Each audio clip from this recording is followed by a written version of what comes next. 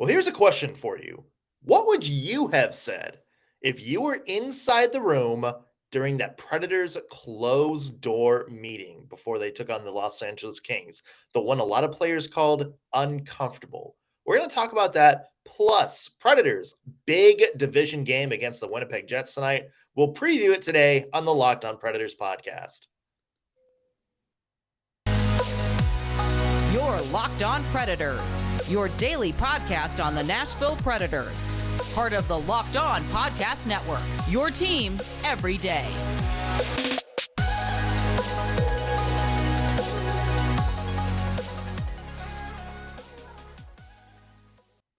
Thank you for making Locked On Predators your first listen of the day. Every single day, we are your free daily Nashville Predators podcast. That's available to you wherever you get your podcast and on YouTube. I'm Nick Morgan. I'm a writer and editor at ontheforecheck.com, and I have a partner in crime. You do. I am Ann Kimmel. I'm a writer and editor at InsideThePreds.com. We also have a sponsor for today's episode. This episode is brought to you by FanDuel Sportsbook. It's now the official sportsbook of the Locked On Podcast Network. So make every moment more. Visit FanDuel.com/LockedOn today to get started. All right, Ann, a big talker for the Nashville Predators community this week has been that mysterious closed door meeting that happened on Saturday. We talked about it a little bit yesterday. John Hynes was the one that called the meeting, but it was completely run by the players. We got some new details over the past little bit. If you haven't seen it, Alex Doherty from A to Z Sports, great article. Fantastic. Kind of about the content of the meeting. Some of the players' reaction to it. He said a lot of players thought it was uncomfortable, a little bit tense at times, but it was needed. Some other stuff is he noted a lot of it centered around the veteran players, the guys that are making the big paychecks. They came in the crosshairs the most. And regardless of what you think, Ann, if that was the case, it seemed to trigger something because the Predators, as we mentioned yesterday, came back to win that LA Kings game. And not only that, but who carried the team in that game? The big name players. So it seems like something resonated. Yeah, I really loved this, hearing that they had this meeting before the game and the response afterward, and especially the response by the veteran players, because there has been all kinds of discourse about some of the secondary players, scoring, not scoring, how they're performing, who should be in the lineup, who shouldn't be in the lineup. But truly the narrative of the struggle of the Nashville Predators this season circles around the fact that the veterans have not performed up to their ability.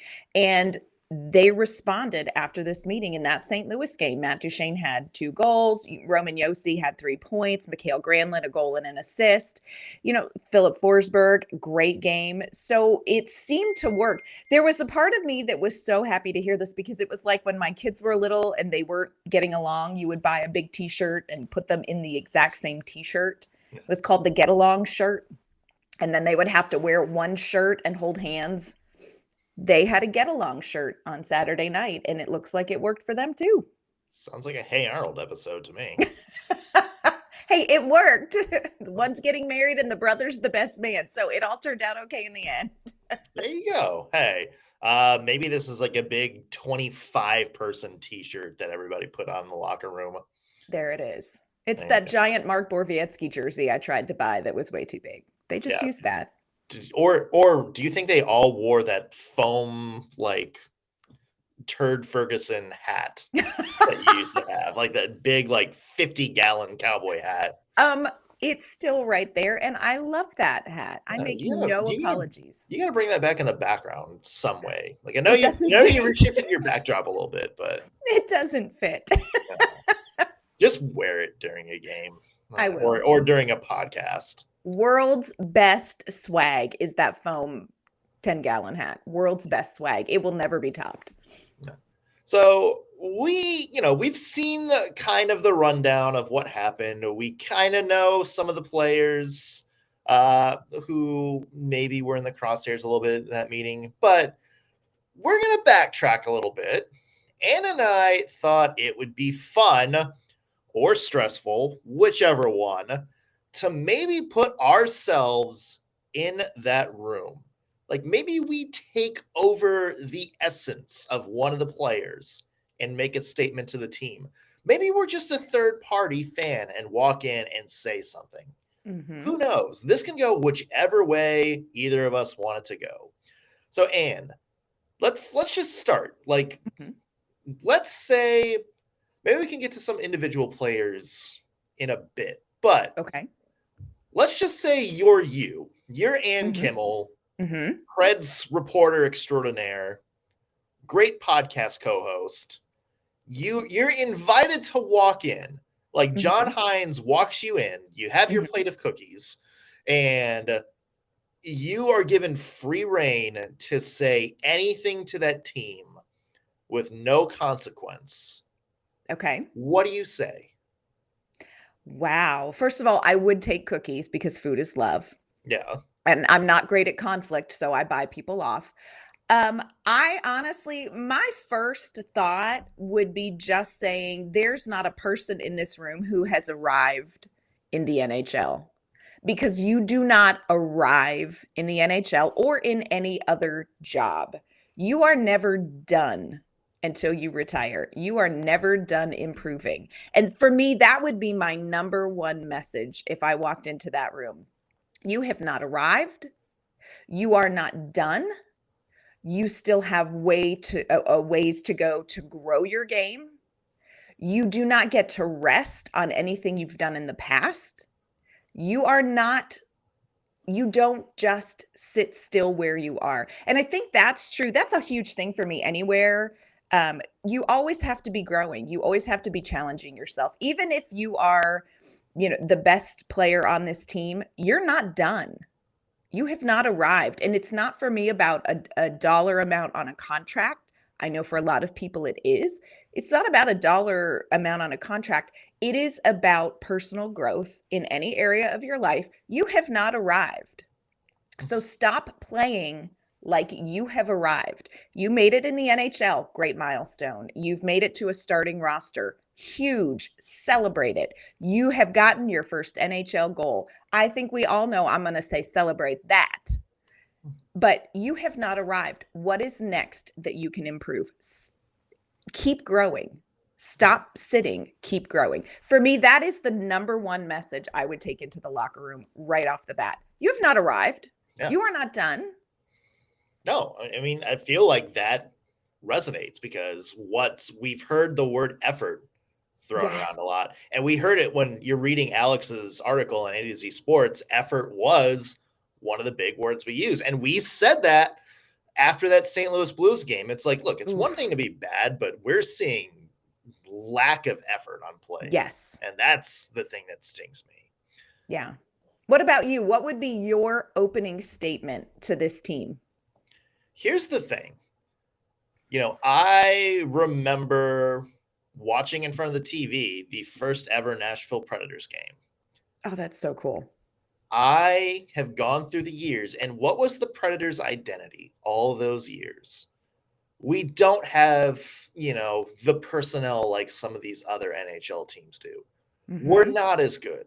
Like, we don't have as many all-stars, maybe outside of, you go through the years, like maybe Tomas Vokoun or Kimmo Timonen, Shea Weber, Pekka Rinne, obviously. But those teams managed to win based on the Predators' identity. And what was the Predators' identity? Everybody always kind of groans at the word of that now. Yeah. But to me, the Predators' identity is it doesn't matter if you are the better team. It doesn't matter if you have more skill. It doesn't matter if you outplay us. We're going to outwork you. Dang right. We are going to go over there. And if you come to Smashville, it is going to be hell to pay to try to escape here with a win. And even if you do, you're going to feel like you just played a 7-game playoff series, even if it's in the middle of February. Yes. I would go, you know what? This Nashville Predators team is different. You know why? Because we do have the skill to be better than everybody else. We do have NHL All-Stars. We have the awards. Like, we have award winners. We have Roman Josi. We have Juuse Saros, who's been nominated for the Vezina. We have all these players that are considered among some of the NHL's best. So what's different? What's missing is that atmosphere that if you play the Preds, it is going to be an absolute nightmare for the other. That fight just doesn't seem to be there anymore. That, that physicality that if a team is going to have to earn every shot. And yeah, maybe some of that, I would turn to John Hynes and said, maybe some of that is coaching. Maybe we need to go outside the box and do something that maybe we haven't really thought about doing before to kind of change things up. Maybe it's, maybe it's strategy. Maybe it's the personnel we're using. But what you can control, to everybody in this room, what you can control is your effort. Yep. Your physicality and your focus. You can go out there. You all have enough skill in this room to make it a battle. And if you make it a battle, chances are with the lineup you have, you play the way that all those Preds teams of years past played. This is a good team. There's a good team in this locker room, but you guys got to start living up to it. Yes. Okay, now that just makes me want to run through a brick wall. Yeah. I feel like it's Patton, like I picture just a giant American flag behind me or something like that. I love it. Yeah. Love that. I love that. That is so true. The amount of talent this team has on the roster, and if you played with that kind of heart, what would happen? What would happen? I mean, and it's like, that's the thing. It's this team should be the best. No, it's not should be. This is the best collection of Nashville Predators talent the team has ever had. Yes. Ever had. And they need to start playing like it. That would be my message. Wow. Be like, you guys don't know that you guys are a precedent for Nashville Predators history right now. You are the elite squad. You are the best roster this team has ever put together. But you got to take it out of neutral. You got to take the gear out of neutral. You got to put it in fourth gear, and you got to just slam your little foot to the bottom of your car. I love it. Yeah. Here's a question. Would you say anything to an individual player, or if you could trade places with a player and say something, what would you say? Would you say anything to a teammate? Let's get to that in the next segment. But first, as we mentioned, today's show is sponsored by FanDuel. NFL playoffs are here, and we're really excited for our sports betting partner at Locked On because they're the #1 sportsbook in America, FanDuel. And if you're new to FanDuel, even better. They have so many great features that make betting on day one fun and easy. New customers join today and get started with $150 in free bets guarantee. All you have to do is place your first $5 bet. So basically, $5 gets you $150. I'm not good at math, but that seems pretty good. To sign up, all you have to do is visit fanduel.com/locked on. You see that little link there down on the bottom of your screen if you're watching on YouTube. FanDuel has all your favorite bets from the money line to point spreads to player props. Plus, you can even combine your bets for a bigger payout with same game parlay. All on an app that's safe, secure, and easy to use. So if you're an NFL playoff fan, you're going to want to check it out. Place your first $5 bet on the championship games this weekend and get $150 in free bets. Win or lose. Doesn't matter how that first $5 bet goes. You still get the $150 bonus. Again, all you have to do is visit fanduel.com/locked on. Make every moment more with FanDuel, the official sportsbook partner of the NFL, and now the betting partner of Locked On Podcast Network. All right, Ann, let's go back to our players only meeting. Mhm. We talked about what you and I would say if we're in there. Yep. Would you switch places with a player and say something? Like, let's say this. You're Captain Roman Josi, and you Yes. go in there and you have the floor. You're the captain. What's Mhm. your message to the team? Wow.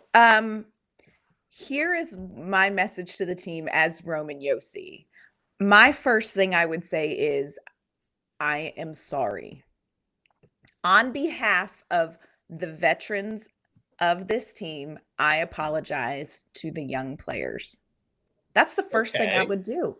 That is interesting. the first thing I would do, because this team has not shown good leadership. The veterans on this team have not shown good leadership. And if I were Roman Josi, I would apologize to the young players for saying, we have not shown you where to set the bar.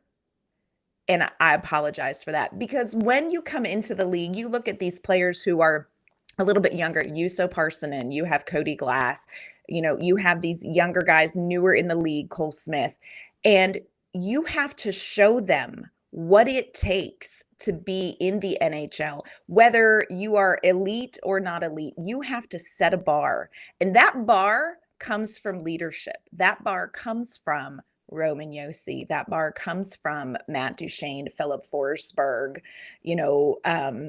Mikhail Granlund, Nino Niederreiter, Ryan Patrick McDonough. You set the veterans set the bar. And if I were Roman Josi, I would apologize to the younger players, not as a personal attack against Roman Josi, but on behalf of the veterans, for saying, we have not shown you where the bar is for NHL playing, where the bar is for accountability among teammates, where the bar is for personal responsibility yet. And I apologize. That's the first thing I would say is Roman Josi. And again, I want to be clear. That is not in any way an attack on Roman Josi as the captain of this team, because we've heard that kind of narrative floating around, and I don't believe that. But I mean, on behalf of the veterans of the team, I would apologize to the young players. You know who else he should be apologizing to? Who's Juuse that? Saros. Can we just get a witness? If like Juuse Saros, if I was in Juuse Saros' body, I would like crawl to that center of the room with like bandages on me and be like, please, guys, I'm begging you. I am doing what I can. I just need some help from you. He turned into a Juuse leprechaun Saros at the end of that. Emigrated from Finland to Scotland. There you go. Yeah. That's actually a great point. Maybe that's where the apology comes in. Hey, Juuse Saros, we have not done our part, and you're out there busting your chops. Yeah.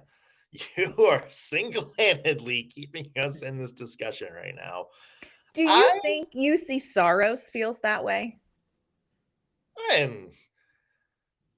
I'm sure deep down he probably does. He may not admit it. It may not come out in interviews or anything. Mm-mm. I mean, Juuse Saros is a team guy. He's going to be like 100%. win as a team, lose as a team, no matter what.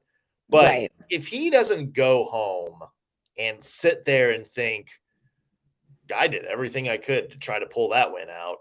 Mm-hmm. I mean, he's got to. Deep down in places, a little bit. He's like, if I only had some help, like I'd be like in the stratosphere of goalies right now. Yeah. Deep down in places people don't talk about at parties. Maybe Juuse Saros feels that way. But yeah, the team should apologize to Saros. Hey, man, sorry about that. Yeah, our bad. Yeah. What about you? What would you say? I like where you were going with, apologizing to the young players. Mm-hmm. If I was also Roman Josi, I would get up to there to the center of that room. I mean, I assume if he's calling players out, he's got to point the finger at himself first and be like, look, I'm responsible. I know I have not played my best hockey at times this season. That St. Louis Blues game was rough. I mean, you and I, Ann, saw a lot of Roman Josi oopsies that led to goals. I would do that. And it's like, I'm pointing the finger at myself first. Mhm. I need to be better. I need to be more consistent. There are things that I need to do, not only as captain, but arguably the best skater on this team. Mm. Maybe he doesn't say that to everybody, but he probably also thinks it. Maybe things that I need to do as leader of this team to do more to help this team grow. And I challenge every one of you, all of my teammates in that locker room, to do the same. All of us need to look at ourselves and say, honestly, where's my game at? Mm-hmm. What am I doing this year? Am I giving 100%? And yeah, I mean, it sounds like there might have been some individual players called out going, through that A to Z Sports article. I'm sure there was, but I think that needs to be the focus. Is everybody in that locker room needs to be challenged to really ask themselves, get uncomfortable. What are they doing? And you know what, Ann? I know that players really don't give a crap about, outside noise. Right. I mean, unless you're a mom of one of the players, as we've seen over the past little bit, that happens I'm here for sometimes. that. Yeah. Here for that. I know that players don't keep up a lot, but if I'm Roman Josi, you know what else I say? I say, go read some of the comments. Oof. This is where we are as a franchise right now. Mm-hmm. Like, our fans are calling for our coach, who we like. They're calling for our GM that brought us together.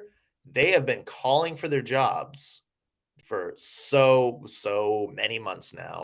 Yep. They want us torn down. Like, they want this roster demolished to the point where they're angry that we're winning games. Like, every game that we win is now discourse. Do we want that as a team? We shouldn't even put this debate in the fans' heads. Yes. The roster that we have, the collection of talent we have, we should be in the debate as to whether or not we could win the Stanley Cup. That's the debate we should be in. And instead, it's a debate about whether we're a playoff team. There's a debate about whether they want to tear this group of people right here, right now, in this room, tear us apart as a team. That's the debate going on. Our fans want to see that happen. And you know what? That's our fault. Mm-hmm. It is our play that has caused all that conversation. And you know what the solution is? It's on us too. Yeah. If we play better, if we dig ourselves out, we can be a playoff team. We can flip the narrative. We can absolutely flip this narrative. We can go back towards being a contender. We can take any thought of the rebuild out of our fans' mind. But we have to play much better. We have to play our individual 100%. Yes. And if we do that, we can change the opinion of this team, but it's got to start right now, and it's got to be every single night. 100%. 100%. Do you know how I would close this meeting if I were John Hynes? I would show a video clip. And this video clip gets me every time. It's from the movie Gladiator, one of the greatest movies of all time. Let's just be real. 100%. Yeah. One of the greatest movies. In the beginning of Gladiator, when they are fighting in Germania, or I think that's where they were in the very beginning. You could have made up a name and I would have been like, oh, yeah. Yeah. I don't know where they were fighting, but it's in the beginning where they they throw the guys, they throw the head. You know what I'm talking about? Yeah, the first battle, like the first scene. Battle. Yeah. Opening battle. And the one man says to can't even think of the character's name, the main character. Thank you. Russell Crowe, right? Russell Crowe Okay, to Russell Crowe, a people should know when they're beaten. And Russell Crowe says, would we?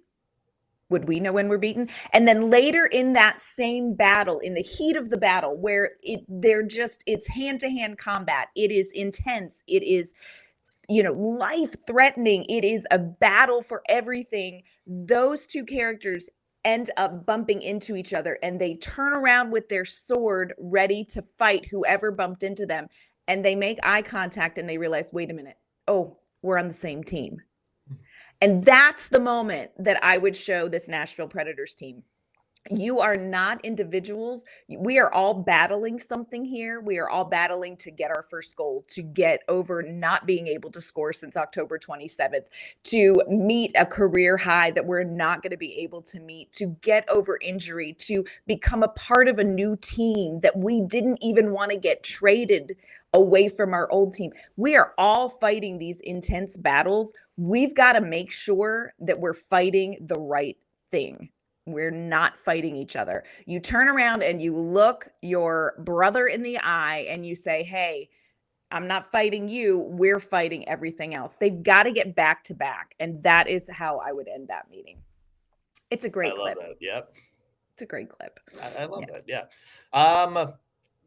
More from this in a second, plus Preds Jets preview coming up here in just a second. Yep, we have a little bit more to talk about, and then we got to talk Jets. Yikes. But first, want to let you know that this episode is brought to you by our great friends at Athletic Greens. You have heard Nick and I talk about AG1 for a while now, and we've been on it. I know I've been on it for almost a year. This is a product I absolutely love. This is a healthy drink that doesn't taste like it's super healthy in the bad way. It has kind of a nice, mild, tropical taste, and I look forward to drinking it every single morning. It is the easiest way to start your day. So what is this stuff? With one delicious scoop of AG1, you are absorbing 75 high-quality vitamins, minerals, whole food sourced superfoods, probiotics, and adaptogens that help you start and finish your day right. This special blend of ingredients supports things like gut health, nervous system, your immune system coming into flu season, your energy, recovery, focus, and let's give a shout out to the anti-aging, can we? And look, my favorite thing about AG1 is truly how simple this is. You don't need a blender. You don't need a bunch of different pills and supplements you have to measure out. It is one scoop, one glass of water. You stir it up, you drink it. There's no lumps, chalky, anything. It's just a great, refreshing way to start your day and get everything you need. It's also lifestyle friendly. So if you're starting your year off going keto or you're going gluten or dairy free, you can do AG1, and it contains less than 1 gram of sugar, has no GMOs, no nasty chemicals or artificial anything. And I'm telling you, it tastes great. So for less than $3 a day, you can reclaim your health and you can arm your immune system with convenient daily nutrition. Again, one scoop in a cup of water every day. That is it. No need for a million different pills and supplements to figure out if you're getting everything you need. You get it all in AG1. So to make it super easy for you to start, Athletic Greens is going to give you a free 1-year supply of immune boosting vitamin D, and they're going to send you 5 free travel packs with your first purchase. All you have to do is go to athleticgreens.com/NHL Network. Again, that is athleticgreens.com/NHL Network to take ownership over your health and pick up the ultimate daily nutritional insurance. All right, and we're talking about this players only meeting. You had a good way to wrap it up. That is how I think I would end it too. I don't know what else to say on this. I guess, are there any players that you would specifically kind of point out, or have we covered it?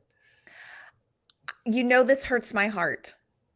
This is a humbling experience for me, what's about to happen. So I guess the answer is Matt Duchene. I mean, of all days, I don't want my husband to listen to the podcast. This is that day, friends.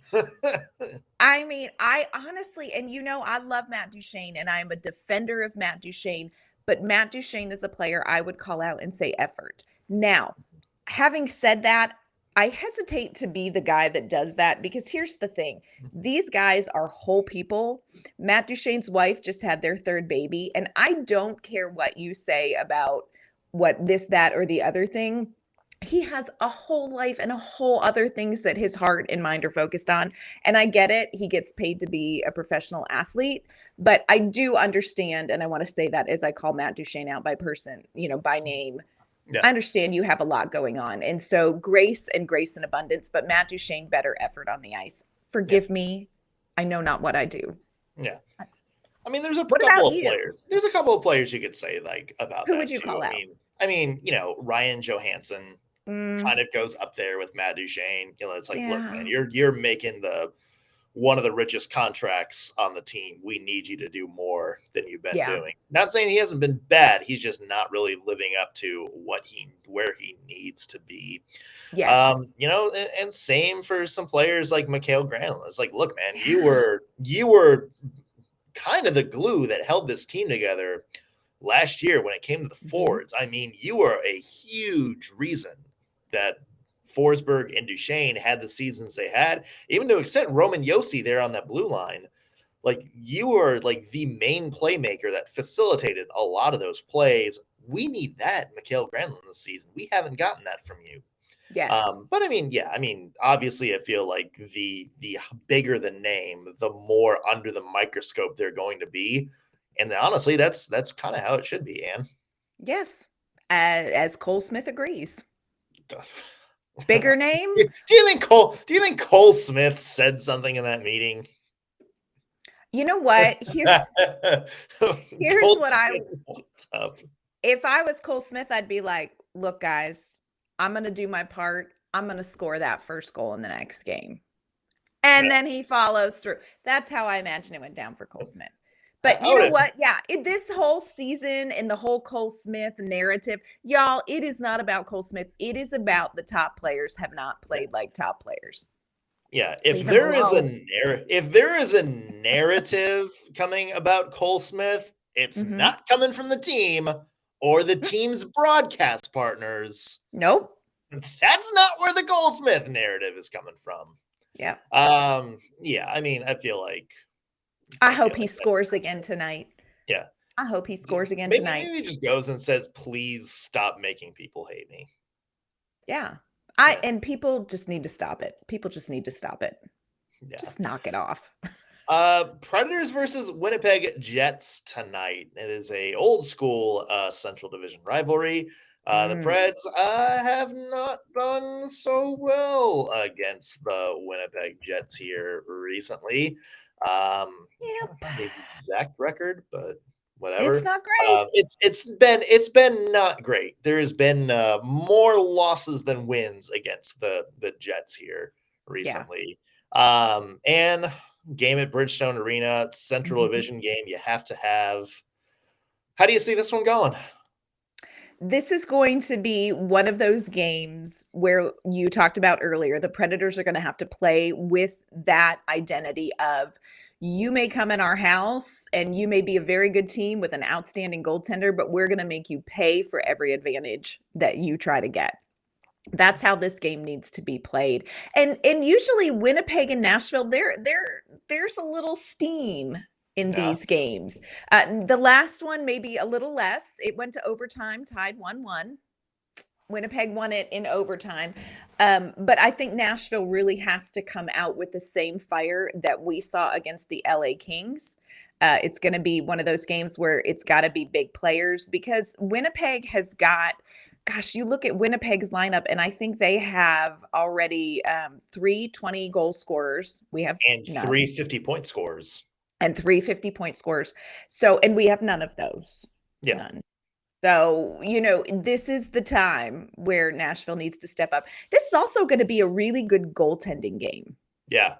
This game, I think a lot of it is going to come down to goaltending between, I'm assuming Juuse Saros.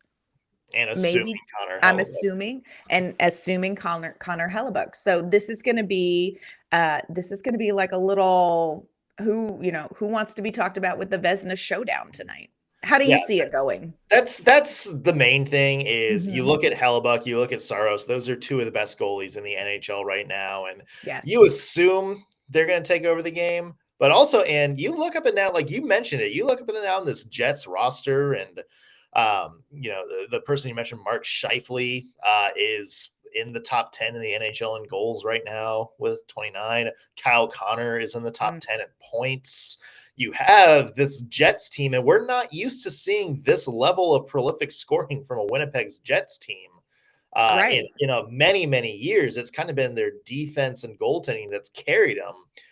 And all of a sudden they have these people to score. So for me, this is going to be a big test for the Preds defense, not just Juuse Saros, but like we mentioned, it's like, hey, if you're going to have chances, you're going to need to earn them. That Preds defense has to play solid in front of Juuse Saros. Keep all the pressure to the outside. Don't let them get in the slot. Don't let them get easy cross-ice passes to set up guys like Kyle Connor. You have to kind of manage the shots. And look, if the Jets wind up taking like 30, 35 shots, and the vast majority of them are from like outside the circles, up at the blue line, that's a good night for the Preds defense. If you can manage that, I'd say you have a pretty good chance of winning this game. Yep, I would agree. The other thing I will say is that Nashville offensively has got to do better than they did in the last matchup. They only got 26 shots on goal. Got to do way more than that if you're going to get past Connor Hellebuck. You've got to get more shots on goal, and you've got to have people in the slot and around the net front area in case he lets something slip out. Because this is a tough goalie to score on. This is a very tough goalie to score on. Get the puck to the net. As Jimmy Fallon once called Connor Hellebuck, Satan Adam Driver. Would love to see some goals on him tonight. It is a 7:00 Central puck drop at Bridgestone Arena. Only 2 more games before the Preds take what is basically a 2-week vacation. So, enjoy hockey while you can here for the next little bit. We'll have a full recap coming tomorrow. And until we get there, where can people find your work? You can find my work online at InsideThePreds.com, and you can find me on Twitter at ANK_Mama on Ice. You can find me at ontheforecheck.com. Follow me on Twitter at _NSMorgan, and be sure to follow the podcast as well, LO_Predators. However you're listening to us, whether you're watching us on YouTube, hi, or streaming us on your favorite podcasting platform, be sure to hit that subscribe button so you'll always know when we have fresh content out for you. That's going to do it for us on today's Locked On Predators podcast. Thank you for making us your first listen of the day. We'll be back tomorrow with Preds Jets recap. See you then.